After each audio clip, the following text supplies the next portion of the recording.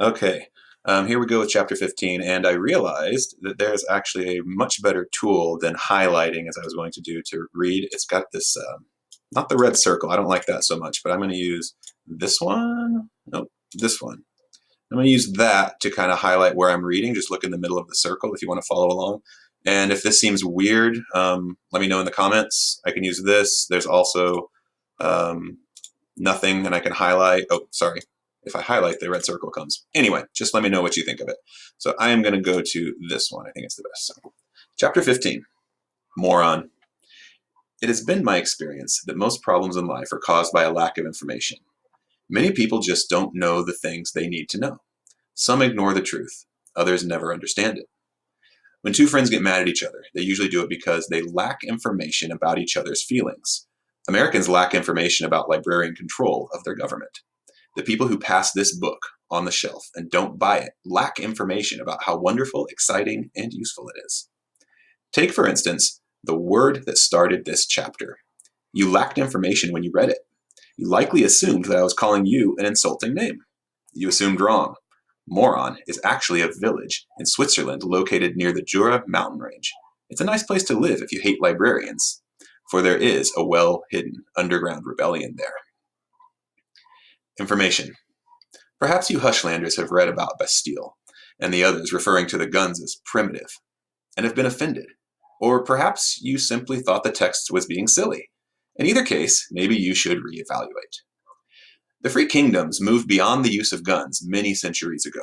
The weapons became impractical for several reasons, some of which should be growing apparent from this narrative. The Smedry talents and oculator abilities are not the only strange powers in the Free Kingdoms, and most of these abilities work better on items with large numbers of moving parts, or breakable circuits. Using a gun against a Smedry or one similarly talented is usually a bad idea. This comes down to simple probability. The more that can go wrong with an item, the more that will. My computer, when I used to use one, was always about one click away from serious meltdown. My pencil, however, remains to this day remarkably virus-free. Not sure if that's a typo, guys. I'm curious about that.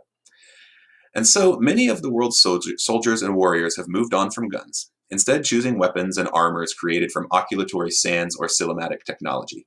They don't often associate these items with their ancient counterparts. The people of the Free Kingdoms never got much beyond muskets before they moved to using sand-based weapons. And so they think that guns are the primitive weapons. It makes sense, if you look at it from their perspective. Again, not sure if this is a typo, guys. It should be perspective. I'm not sure about this website, but we'll go with it. And anyone who's not willing to do that, well, they might just be a moron, whether or not they live there. Sing, put those primitive guns away, Bastille snapped, stepping away from the hole in the floor. Those shattered things are so loud that half the library must have heard your racket.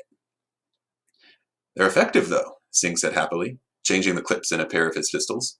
They stopped that alive and long enough for Alcatraz to take it down. I didn't see your sword doing half as well. Bastille grumbled something, then paused, frowning. Why is it so hot in here?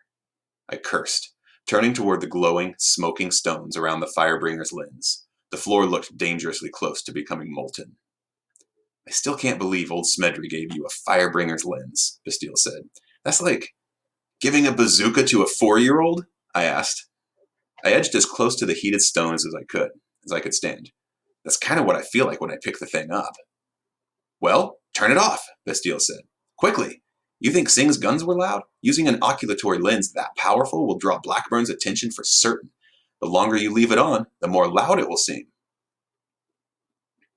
The reference to loudness probably doesn't make much sense to non-oculators. After all, the lens didn't make any noise. However, as I tried to figure out a way to turn off the Firebringer's lens, I realized that I could feel it. Even though I'd only been aware of my oculatory abilities for a short time, I was already getting in sync with them enough to sense when a powerful lens was being used nearby. The point is, I knew Bastille was right. I needed to turn that lens off quickly. If Blackburn hadn't heard the gunfire, then he certainly noticed the lens noise. He certainly noticed. Okay, guys, sorry. Typos. You're going to have to bear with me as I am reading and noticing typos in here. It must have not been put onto this website correctly, so because it should say, then he certainly noticed the lens noise. Now I'm going to stop here. Next video coming up.